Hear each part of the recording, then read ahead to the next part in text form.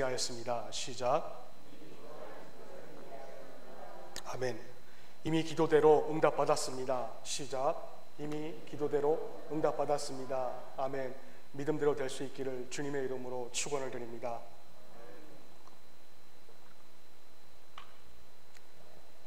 오늘 우리는 계속해서 로마서의 말씀을 살펴봅니다. 여러분, 로마서의 말씀이 여러분의 삶의 근간이 될 수 있는 말씀이 되시기를 저는 간절한 바람이 있습니다. 그래서 이 로마서의 말씀 한 문단 한 문단이 여러분의 삶의 뼈대가 되어서 장차 로마서 12장 1절의 말씀처럼 그러므로 형제들아 우리의 몸을 너희 기뻐하시는 하나님께 산 제물로 드리라는 그 삶의 목표를 여러분이 가질 수 있기를 예수님의 이름으로 축원을 드립니다. 오늘 로마서 7장 13절로부터 이제 25절까지의 말씀을 살펴볼 차례입니다.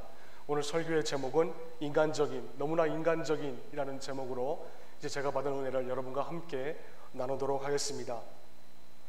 여러분, 오랫동안 신앙생활을 해왔습니다. 어떤 분은 20년 해왔고 또 어떤 분은 30년 신앙생활을 해오면서 여러분 무엇을 보면서 또 무엇을 느끼고 지금까지 살아왔습니까? 믿음 좋은 사람은 여러분 절대 그의 믿음이 흔들리지 않을까요? 어떻게 생각하십니까? 하나 더 제가 더 묻습니다. 여러분, 하나님의 능력을 체험한 사람은 인생의 길 가운데 있어서 절대 낭망하거나 낙심하거나 주저하지 않을까요? 묻습니다. 결론은 절대 그렇지 않다라는 것입니다. 그래서 바울은 오늘 본문 말씀에 보시면 15절 말씀에 이와 같이 고백을 합니다. 나는 내가 하는 일을 도무지 알 수가 없습니다. 내가 해야겠다고 생각하는 일은 하지 않고 도리어 해서는 안 되겠다고 생각하는 일을 하고 있으니 말입니다. 라고 바울도 그와 같이 고백을 하고 있습니다. 무슨 말씀입니까? 또 무슨 고백입니까? 바울 스스로 돌아볼 때에 자기 자신이 해야 할 일이 있었습니다.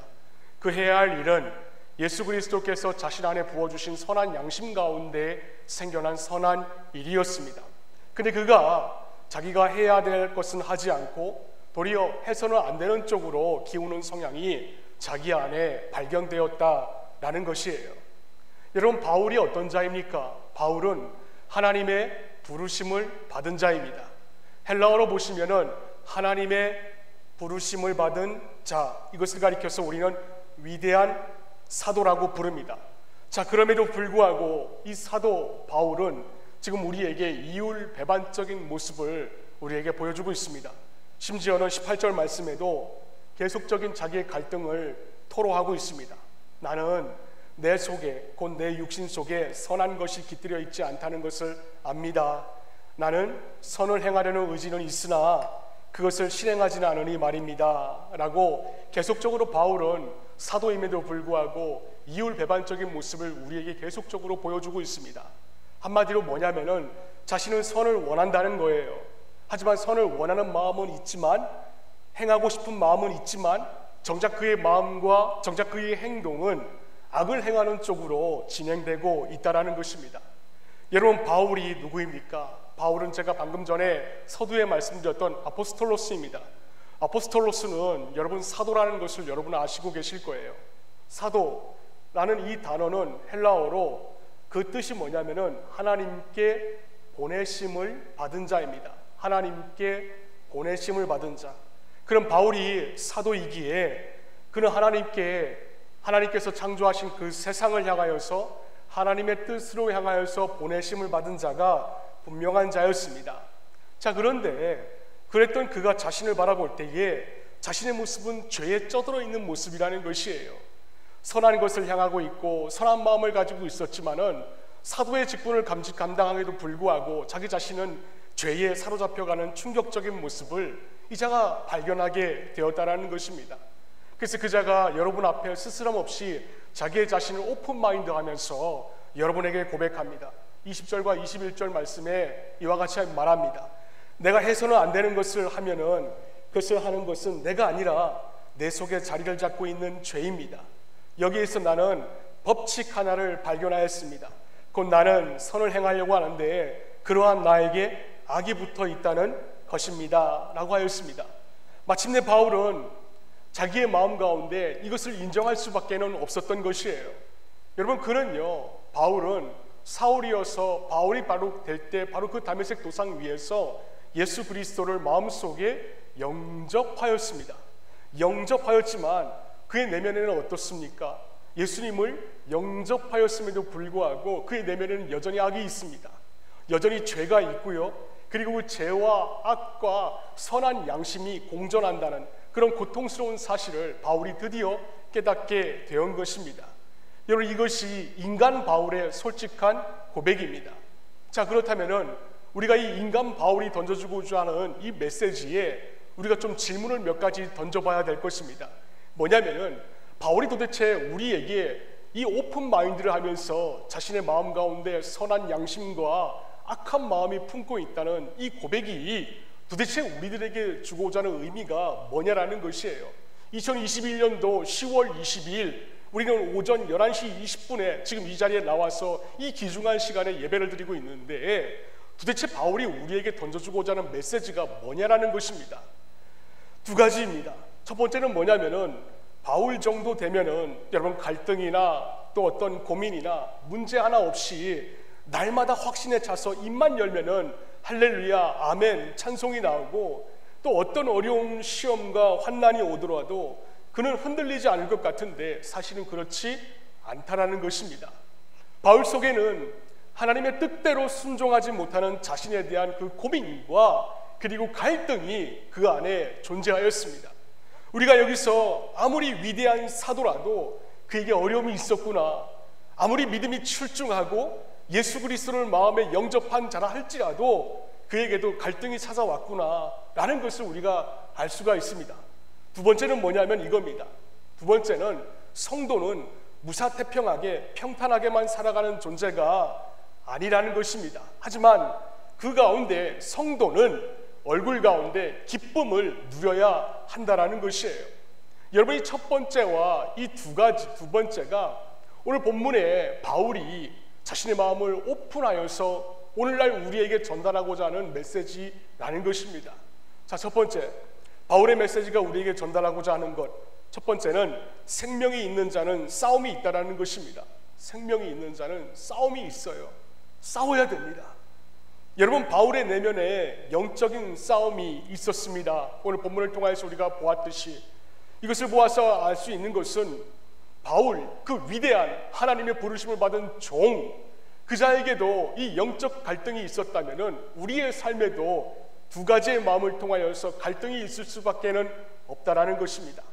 그리고 이 내면의 갈등은 그 속에서 싸움이 있다라는 것이에요. 마찬가지입니다. 우리 속에는 예수 그리스도를 마음에 영접을 하였음에도 불구하고 여전하게 다른 두 부류의 세력이 여전히 싸우고 오늘 아침에도 갈등을 일으키면서 이 자리에 와 앉아 계시는 분도 있을 것입니다. 우리가 먹는 모든 음식에는 얼마간의 독이 들어있다는 것을 여러분 알고 계십니까?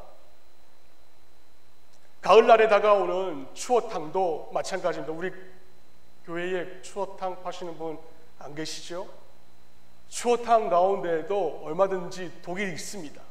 여름에는 어떻습니까? 여름에 즐겨 먹는 냉면에도 여러분 독이 들어있다는 것을 여러분 아십니까? 제가 우리 교인 가운데 어떤 분이 육체적으로 심히 곤비하여서 요즘 의학서전을 보고 있습니다. 그런데 그 의학사전에 보시면은 냉면에는 대장균이 우글우글하다라고 그럽니다. 매일 먹는 밥은 어떤 줄 아십니까? 매일 먹는 밥에도 심지어는 김치에도 독이 있다라고 그럽니다. 그러면 독이 있는데도 우리가 그 음식들을 먹고 힘을 얻게 되는 이유가 무엇인가? 그것은 우리 몸 안에 기본적인 몸속 저항력이 나쁜 세균들과 싸워서 이기기 때문이라고 그럽니다. 만일 우리 싸움에서 지면은 소화가 되지 않습니다. 소화가 되지 않으면은 그러다가 심하면은 연약한 자는 자기의 목숨까지도 잃을 수 있습니다. 그래서 흔히 우리는 아파하는 자들을 가리켜서 투병한다라고 그러는데 그럼 도대체 언제까지 자기의 몸 안에 들어있는 그 병과 투병할 수가 있을 것입니까? 딱 하나입니다.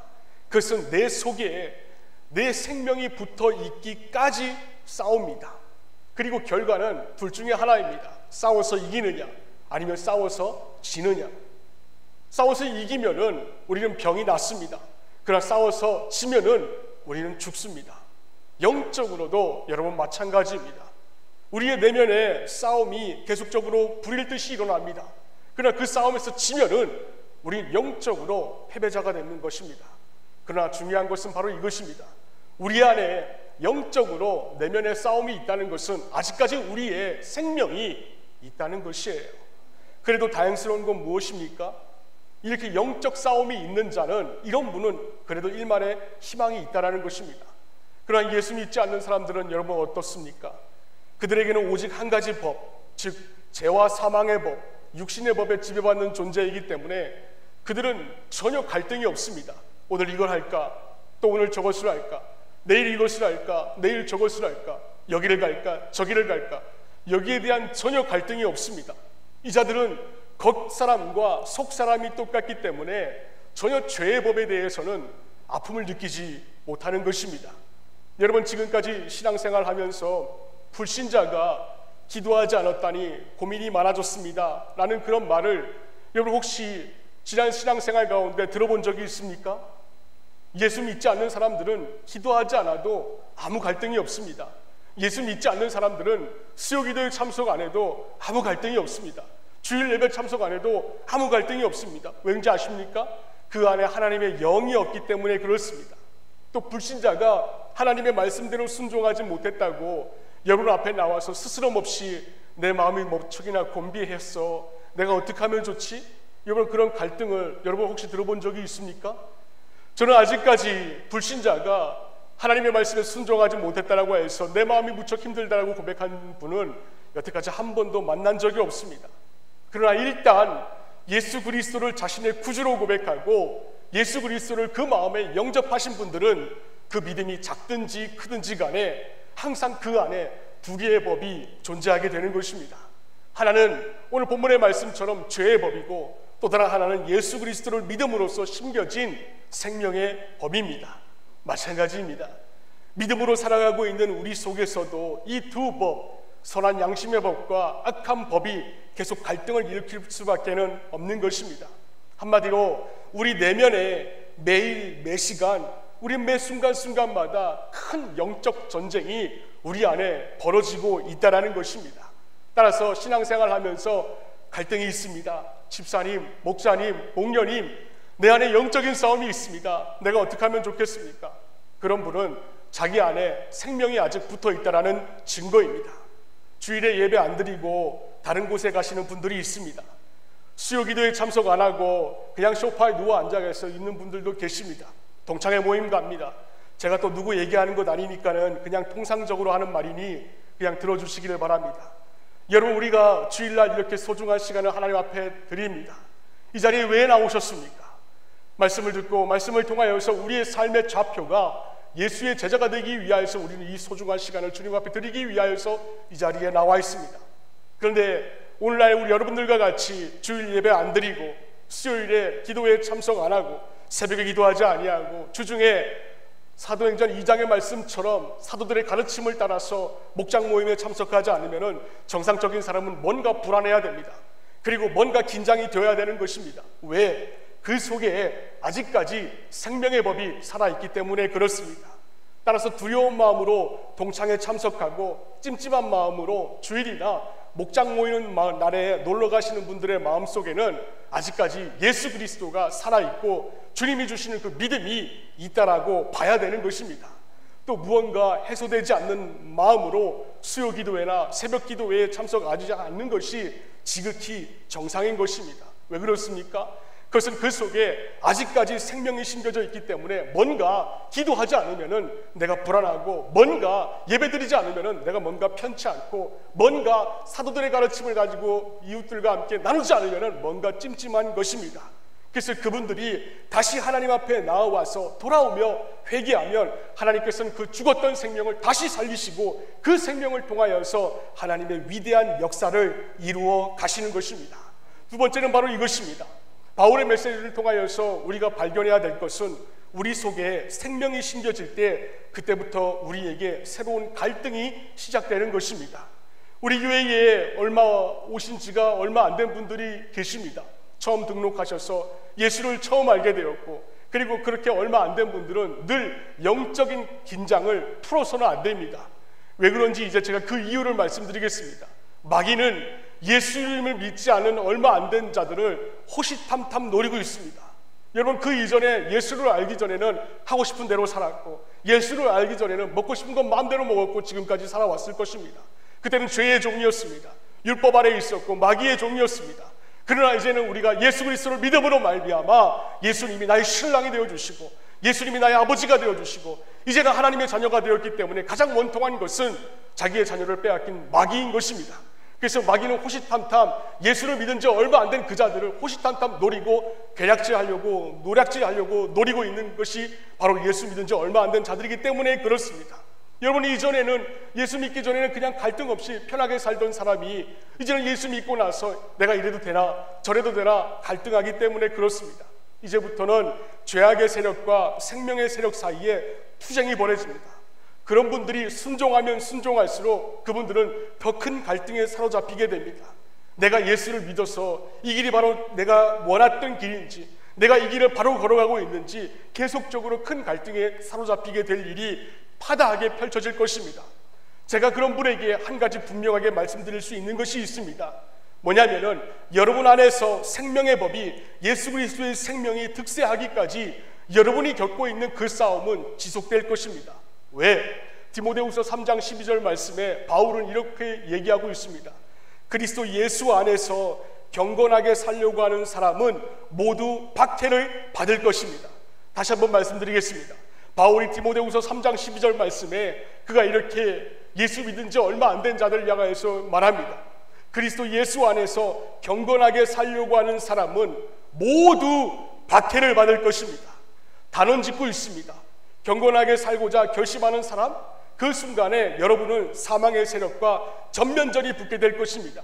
그리고 모든 평화가 다 깨져버립니다. 때문에 경건하게 살면 살수록 살고자 하는 그 결심하는 그분에게는 큰 갈등과 번민이 따라올 수밖에 없는 것입니다. 예전에 제가 읽었던 헨리 맥스웰 목사님이 저술한 In His Steps라는 책이 있습니다. In His Steps, 아직까지 우리나라에는 번역본이 없는 책입니다. 어느 날 그분이 이제 맥스웰 목사님께서 십자가의 길을 걸어가신 예수 그리스도의 생애를 설명하고 공회 앞에 성도들에게 여러분 우리도 그 길을 함께 걸읍시다 라는 그 내용의 설교를 준비하고 있었습니다. 그래서 아주 목사님께서 영감 있는 설교문이 작성이 되었고 이제 마무리를 하려고 하는데 갑자기 초라한 실직자 한 명이 그를 찾아왔어요. 그리고 그에게 도움을 요청합니다. 근데 대부분 목사님들이 그렇지만은 설교 준비하는데 누군가 찾아오면은 짜증이 납니다. 근데 이분도 그랬나 봅니다. 그게야 이 맥스웰 목사님은 찾아온 그 사람을 문전박대하고 돌려보냈습니다. 그리고 그 다음 주일날 맥스웰 목사님은 준비한 설교를 아주 멋지게 마쳤어요. 그 순간 마치 바로 그때의 주중에 그를 찾아왔던 초라한 실직자가 교회에 나타나서 자신의 처지를 하소연하고 예배실 입구에서 쓰러진 뒤에 며칠 만에 그냥 숨을 거두고 말았습니다. 맥스웰 목사는 엄청난 충격을 받았습니다. 과연 그때 십자가에 관한 설교를 준비하는 것이 옳은 일이었나, 아니면은 설교 준비를 제쳐두고 찾아온 그 사람을 도와주는 것이 옳은 일이었나 하는 그 두 가지 큰 고민에 이 목사님이 빠진 것입니다. 그때부터 맥스웰 목사님은 회개하는 심정으로 이 문구를 만들어서 교회에 붙였습니다. 여러분들이 잘 알고 있는 대로 만약에 예수님이라면 어떻게 하셨을까? 만약에 예수님이라면 어떻게 하셨을까? 라고 자문하면서 이런 식으로 목회해서는 안 되겠다라는 각오를 다졌습니다. 그리고 그 후에 맥스웰 목사님은 모든 목회적 상황에서 만약 예수님이라면 어떻게 하셨을까를 항상 화두로 삼으셨다고 합니다. 여러분, 믿는 둥 마는 둥 어영부영 살아갈 때는 사실 우리에게는 아무런 갈등도 생기지 않습니다. 또 갈등이 없기 때문에 문제도 생기지 않습니다. 그런데 여러분과 제가 일상생활 가운데 모든 빈번하게 일어나는 그 상황 가운데 만약 이 가운데 예수님이라면 어떻게 했을까를 항상 자문하면서 예수님의 심정과 같은 자세로 매일매일 살아가려고 하니까 맥스웰 목사님의 그 교회의 교인들의 가정이 변하고 가정이 변하니까는 직장이 변하고, 직장이 변하니까는 그 맥스웰 목사님의 교회가 있는 그 시티가 엄청난 변화가 일어났다는 것입니다. 여러분, 가능한 일일까요? 가능한 일일까요? 네, 우리가 지금 보고 있는 이 본서 로마서에 보시면은 로마서 1장 말씀에도 나와 있듯이 경건한 로마 가정교회의 몇몇의 성도들이 나중에는 로마라는 거대한 도시를 뒤집어 엎은 것처럼 여러분들과 제가 만약 예수님이라면 하면서 우리가 매일매일 달라지며 견고해지는 모습을 가진다면 여러분의 부부관계가 변합니다. 그리고 여러분의 부부관계가 변함으로 인하여서 여러분의 키우고 있는 그 자녀관계도 변하고, 여러분이 몸담고 있는 직장과 그리고 여러분의 세상은 반드시 뒤집어 엎어질 것입니다. 요즘에 수요일마다 사도행전을 강의하고 있습니다. 2주 전에 사도행전 17장의 말씀을 보았어요. 여러분 기억하시기를 바랍니다. 그 17장의 말씀에 보시면 데살로니가시에 예수 그리스도의 제자들이 나타났습니다. 그런데 그들의 출현을 보고 거기 있던 많은 사람들이 예수님의 제자들을 바라보면서 뭐라고 하였습니까? 사도행전 17장 6절 말씀에 보니까 딱 한 줄로 이렇게 표현하고 있습니다. 예수님의 제자들을 향하여서 데살로니가시에 있는 그 사람들이, 세상을 소란하게 할 그 사람들이 여기에도 나타났다.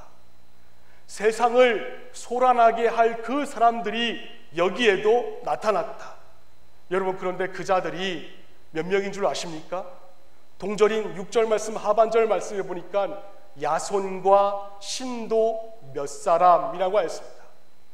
야손과 신도 몇 사람이 데살로니가 시에 있는 사람들이 그 제자들을 바라볼 때에 세상을 소란하게 한 그 사람들이 여기에도 나타났다라고 소리를 듣게 된 것입니다.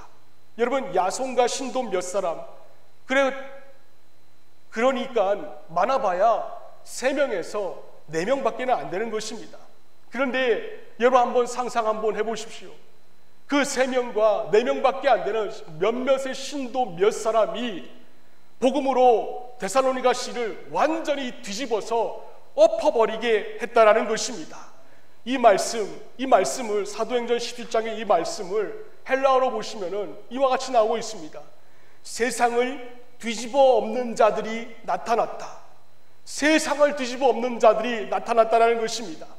여러분, 당시에 사도행전 17장에 예수 믿는 사람들이 우리나라처럼 인구의 30%가 되었습니까? 아닙니다. 당시 그리스도인들은 세상의 주류가 아니었습니다. 아니면 그들이 무슨 희한한 능력이 있어서 세상을 뒤집어 엎어버릴 수가 있었습니까? 그것도 아닙니다. 그들은 야손과 신도 몇 사람은 그냥 하나님의 말씀에 기록이 된 것이기 때문에 거기에 그냥 단순한 순종만 한 것입니다.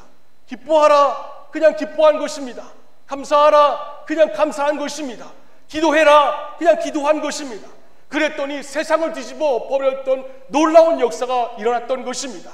때문에 여러분, 예수를 진정으로 올바르게 믿는 사람들은 조용할 수가 없는 것이에요. 자신이 속하여 있는 부부관계, 자신이 속하여 있는 자녀관계, 자신이 속하여 있는 직장의 관계, 모든 것이 야손과 신도 몇 사람으로 데살로니가 시티가 뒤집어 엎어버린 것처럼 여러분들을 통하여서 여러분들이 속한 모든 관계가 혁명적인 변화가 일어날 수가 있는 것입니다. 여러분, 변화가 일어나야 됩니다. 안주하면 물이 고여 있으면 그 물은 이내 썩어버리고 냄새가 나서 아무도 못 마시게 됩니다. 그래서 변화가 일어나야 되는 것이에요. 그래서 예수님은 말씀하셨습니다. 마태복음 10장 34절과 35절 말씀을 보시면 예수님께서 제자들에게 이렇게 말씀하십니다. 너희는 내가 세상에 평화를 주려고 온 줄로 생각하지 말아라. 평화가 아니라 나는 너희에게 칼을 주려고 왔다. 나는 사람이 자기 아버지와 맞서게 하고, 딸이 자기 어머니와 맞서게 하고, 며느리가 자기 시어머니와 맞서게 하려고 왔다라고 하였습니다. 그렇다고 며느리하고 시어머니하고 싸우면 안 됩니다. 딸하고 어머니하고 싸우면 안 됩니다. 이 말씀은 복음을 통하여서 영적 싸움에 매진하라는 것입니다. 여러분, 그럼 어떻게 해야 될까요? 어떻게 해야 되겠습니까? 딱 하나만 합시다. 딱 하나만 이번 한 주간 적용합시다. 뭐냐면은 자신의 부족함을 깨달아야 됩니다. 자신의 부족함을 깨닫고 우리는 광대하신 하나님의 능력만 붙잡으면 살 수 있습니다. 우리 본문 24절 말씀 다 함께 한번 읽어봅시다. 7장 24절입니다. 시작.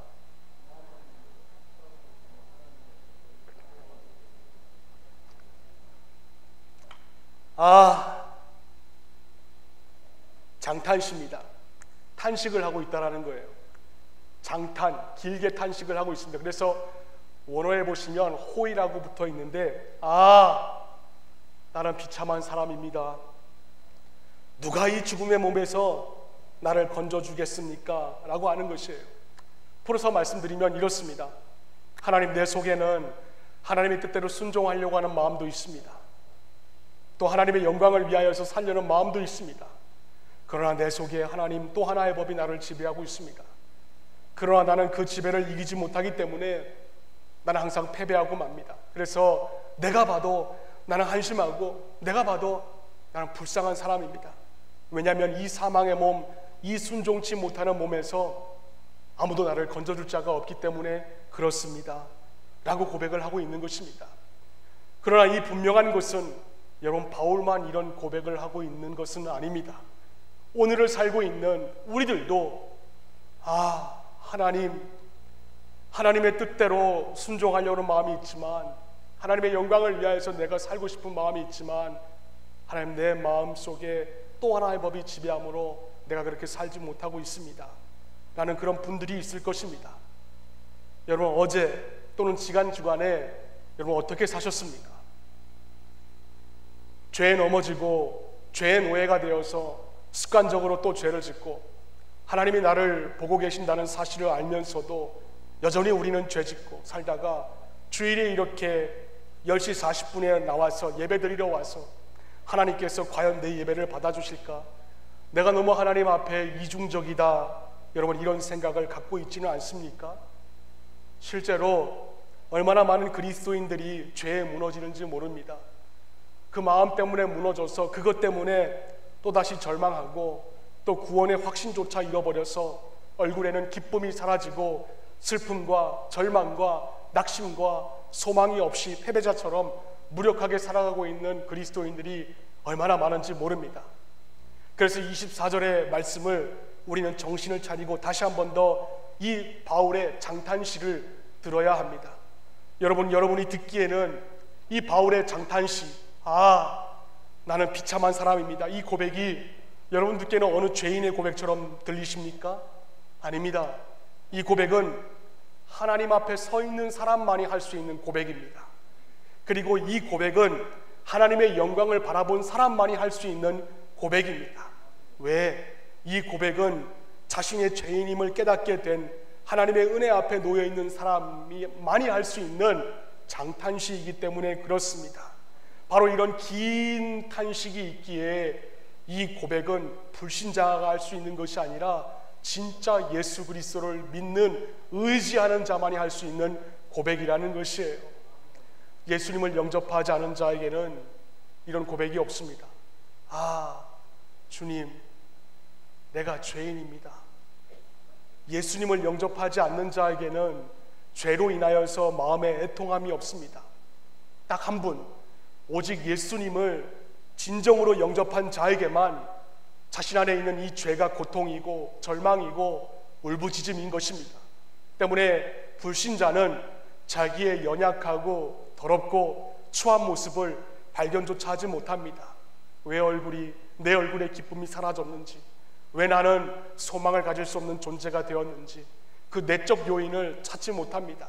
따라서 이런 탄식이 있는 자는 축복인 것이에요. 왜냐하면 이런 탄식이 나올 수 있다는 것은 아직까지 그 안에 하나님의 생명이 있기 때문에 그렇습니다. 또한 벌써 하나님의 깊은 은혜에 들어간 사람이라는 것을 증거하는 표식이기 때문에 그렇습니다. 때문에 하나님을 진정으로 믿는 신앙인은 나는 하나님 앞에 설 때에 비참한 사람입니다 라는 탄식이 절로 나오게 되는 것입니다. 부끄러워하지 마시고 포기하지 마시고 좌절하지 마시고 낭망하지 마시고 낙심하지도 않기를 바랍니다. 이런 고백은 자기의 연약함을 알고 부족함을 깨달은 사람만이 하나님 앞에 나와서 할 수 있는 믿음의 고백인 것이에요. 때문에 예수님을 영접한 사람 안에는 성령이 함께 내주합니다. 그래서 구원받은 그리스도인들은 죄를 지을 때마다 나는 비참한 사람입니다 라는 내 안에 있는 성령의 내주하심의 탄식 소리를 들을 수밖에 없는 것이에요. 그 증거가 바로 오늘 이 자리에 앉아있는 여러분들의 선한 양심이라는 것입니다. 말씀을 읽지 않고 기도하지 않고 이웃을 사랑하지 않고 용서하지 않고 영혼 구원하지 않고 구원으로 인하여서 얼굴에 기쁨이 없다면 여러분 내적으로 얼마나 괴롭습니까? 물론 비신자에게도 죄책감은 있습니다.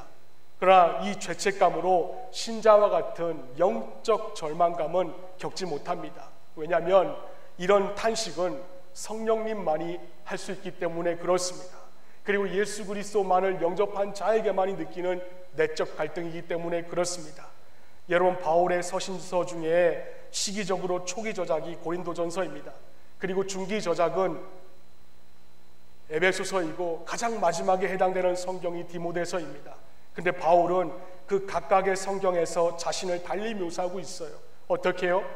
고린도전서 15장 9절 말씀에 보시면 바울이 나는 사도들 중에서 가장 작은 사도입니다 라고 합니다. 그런데 중기의 기록인 에베소서 3장 8절 말씀에 보시면 하나님께서 모든 성도 가운데서 나를 지극히 작은 자보다 더 작은 나로 만드셨다라고 표현하고 있습니다. 전기에는 사도였는데 중기에는 성도로 떨어졌습니다. 그리고 말년에 쓴 디모데전서 1장 15절 말씀에는 아예 바울은 나는 죄인의 우두머리입니다라고 자신을 완전하게 격하시키고 있습니다. 여러분, 이런 바울이 시간이 흘러서 점점 신앙생활하고 성화됨에 감에 따라서 더 많은 죄를 지었다는 말입니까? 그게 아니라 바울이 하나님의 은혜의 빛에 점점 더 깊이 들어갈수록 하나님의 강력한 빛이 자신의 마음속에 비추어서 자신 내면에 있는 더 많은 죄가 보였다라는 것입니다. 처음에는 사도 중에 작은 자라고 했다가 나중에는 은혜의 장중에 더 깊이 들어가다 보니까는 죄인 중에 개수라는 고백이 절로 나오게 된 것입니다. 그런데 그 다음이 중요합니다. 여러분들도 주일날 예배드리고 주일날 결단한 것을 가리켜서 월요일과 화요일과 수요일과 목요일과 금요일 토요일 살지 못하는 것에 대하여서 마음 안타까워하고 낭망하고 있는 자들이 있는 줄로 알고 있습니다. 그러나 제가 묻고자 하는 것이 바로 이겁니다. 평생 그렇게 자기 비하만 하다가 얼굴에 기쁨이 없고 슬픔만 가득하다면 누가 여러분들을 보고 예수를 믿을 수가 있겠습니까? 그래서 본서 7장 25절 말씀해 보시면 바울이 이와 같이 마지막으로 도장을 찍고 있습니다. 우리 주 예수 그리스도를 통하여서 나를 건져주신 하나님께 감사를 드립니다. 우리 주 예수 그리스도를 통하여서 나를 죄악의 구덩이에서 건져주신 하나님께 감사를 드립니다. 여러분이 한마디의 고백을 하나님 앞에 바울이 할 때 그의 얼굴이 희락과 기쁨과 평안이 넘쳐나는 것이 여러분의 영적인 눈에 지금 보이십니까? 여러분, 이해가 가시기를 바랍니다. 앞에는 완전히 자기 비하를 하다가 이제는 완전히 분위기가 반전이 됩니다. 당시 로마에는 다양한 사형 제도가 있었는데 그 중에 가장 잔인한 사형법은 십자가가 아닙니다. 그것은 산 사람과 죽은 시체를 함께 묶어가지고 주검이 썩어 들어가면서 생기는 병균들이 산 사람의 몸에 옮아서 죽게 만드는 것입니다. 이 방법으로 사람을 죽이면은 한두 달은 걸린다라고 합니다. 바울이 지금 이 사형 제도를 연상하면서 말하고 있습니다. 하나님, 나는 비참한 사람입니다. 누가 이 죽음의 몸에서 하나님 나를 건져낼 수가 있겠습니까? 라면서 사람도 아니고 내 주변에 어떤 이웃도 아니고 나를 건져낼 수 있는 사람은 하나님 한 분밖에 없습니다. 갑자기 그러면서 우리 주 예수 그리스도를 통하여서 나를 건져주신 하나님께 감사와 찬양을 드립니다. 완전히 그의 인생이 180도로 바뀌어질 수가 있었던 것이에요. 바울 자신이 자신을 바라볼 땐 소망이 없습니다. 바울 자신이 스스로 자기를 바라볼 때는 연약한 존재이고 비참한 존재였습니다. 하지만 이제는 자기의 영적인 눈을 들어서 하나님을 바라보니 힘이 생겼다라는 말입니다. 우리에게 구원을 주시는 예수님을 바라보자 바울 자신도 내가 사망의 음침한 골짜기로 다닐지라도 해를 두려워하지 아니할 것은 하나님께서 나와 함께 있습니다. 그것을 알게 되었다는 것입니다. 우리는 내 속을 바라볼 때는 소망이 없는 자들입니다. 그런데 성령의 힘주심을 바라보자 이길 수가 있습니다라는 소망으로 하나님께 우리도 바울처럼 감사의 고백을 할 수가 있는 것입니다. 누가 이 사망의 법에서 나를 건져낼 수가 있겠습니까? 하나님, 나는 주일날 예배드리고 말씀 듣고 그렇게 살려고 결단하였지만은 월요일과 화요일과 수요일과 목요일과 금요일 토요일 또 돌아가면은 또 예전의 모습으로 발견되는 저의 모습입니다. 하나님, 나를 어떻게 하면 좋겠습니까? 나를 불쌍히 여겨주시고 나의 모습을 긍휼히 여겨주시옵소서. 이 모습이 우리의 모습이지만은 여러분, 전혀 포기할 필요가 없다라는 것이에요. 왜? 오늘 바울의 고백처럼 내가 어떤 음부의 사망의 골짜기로 다닐지라도 해를 두려워하지 아니할 것은 하나님만이 나를 구원해 주시기 때문에 내 입술은 하나님을 향해서 감사의 고백만 드릴 수가 있습니다. 이렇게 예수를 붙들 때에 우리는 이전의 모습으로 돌아가지 않을 수가 있는 것입니다. 여러분, 지금 예수를 붙드십시오. 가장 중요한 것은 예수를 붙드느냐 안 붙드느냐입니다. 붙들 때 그러자 그의 탄식이 갑자기 하나님께 감사의 고백으로 찬양이 나올 수가 있는 것입니다. 이번 한 주간 우리 이렇게 삽시다. 바울의 고백이 우리 주 예수 그리스도를 통하여서 나를 건져주신 하나님께 감사를 드립니다. 하나님, 나는 죄인의 개수이고 나는 부족하고 연약하고 나는 주일날 말씀을 들어도 또 평일날에는 똑같이 살아가는 내 모습을 바라보면서 이게 과연 신앙생활이면서 자책하지만 하나님께서 나의 힘이 되어주시고 능력이 되어주신다면 내가 이번 한 주간 버틸 수 있겠습니다. 이 간증이 여러분의 간증이 될 수 있기를 바랍니다. 이 고백이 여러분의 간증이 되면 여러분의 모든 삶이 변할 줄로 믿습니다. 여러분의 삶이 변하잖아요. 여러분의 삶이 변하면 여러분의 배우자가 변합니다. 여러분의 배우자가 변하잖아요. 그럼 주 안에서 부부관계가 화목한 관계가 됩니다. 여러분의 부부관계가 화목하잖아요. 그걸 바라보고 있는 여러분의 자녀가 믿음 없음에서 성령 충만한 자녀가 되는 것입니다. 여러분의 부부관계와 여러분의 자녀가 변하잖아요. 그러면 가정이 변합니다. 가정이 변하면 마을이 변하고 마을이 변하면 직장이 변하고 직장이 변하면은 이 도시가 뒤집어 엎어질 수 있는 것입니다. 이 믿음으로 살아갈 수 있는 우리 모든 공동체가 될 수 있기를 바랍니다. 힘을 내십시오. 포기하지 마시고 좌절하지 마시고 우리는 월요일부터 토요일까지 또다시 죄를 지어도 하나님만이 나의 구원이십니다. 하나님만이 나의 도움자이십니다 라는 그 고백으로 이번 한 주간 살아갈 수 있는 우리 모두가 될 수 있기를 주님의 이름으로 축원을 드립니다. 기도하겠습니다. 아버지 하나님, 감사합니다. 오늘 바울의 고백을 우리가 들었습니다. 나는 권고한 사람이로다. 주님, 내 안에 선한 일을 하고자 하는 양심과 악한 마음이 공존하지만 나를 도와줄 이는 오직 하나님 한 분밖에 없습니다. 이 바울의 고백이 하나님 우리 공동체의 모든 지체들의 고백이 되게 하여 주시옵소서. 말씀을 듣고 또 평일날 그렇게 살아가려고 애를 쓰지만 또다시 원점으로 돌아가는 모습에 하나님, 우리도 바울처럼 내가 공고한 사람입니다 라면서 고백을 할 수 있기에 이 시간 주님만 의지합니다. 하나님의 능력을 의지하오니 이번 한 주간 살아갈 때에 하나님 안에서 승리할 수 있는 우리 모두가 될 수 있도록, 그래도 포기하지 않게 해주시고 그래도 좌절하지 않게 해주시고 그래도 낙심하며 낭망하지 않을 수 있는 우리 교인들 될 수 있도록 하나님께서 은혜 베풀어 주옵소서. 그래서 우리 교회 안에 늘 기쁨이 충만하게 해주시고 로비에서 웃음소리가 늘 충만하여서 교회의 영성이 로비에서부터 시작된다라는 그 지침을 어기지 않을 수 있는 우리 모두가 되게 하여 주옵소서. 깨어있으면 기도하게 하여 주시고 새벽 기도와 또 수요 기도 외에 미비하지 않도록 하나님 우리의 영적인 육신을 강건히 붙잡아 주셔서 기도하는 호흡을 외면하지 않을 수 있도록 하나님께서 은혜 베풀어 주옵소서. 감사드리며 거룩하신 예수님의 이름으로 간절히 기도를 드립니다. 아멘. 우리 찬송가 151장 하시겠습니다.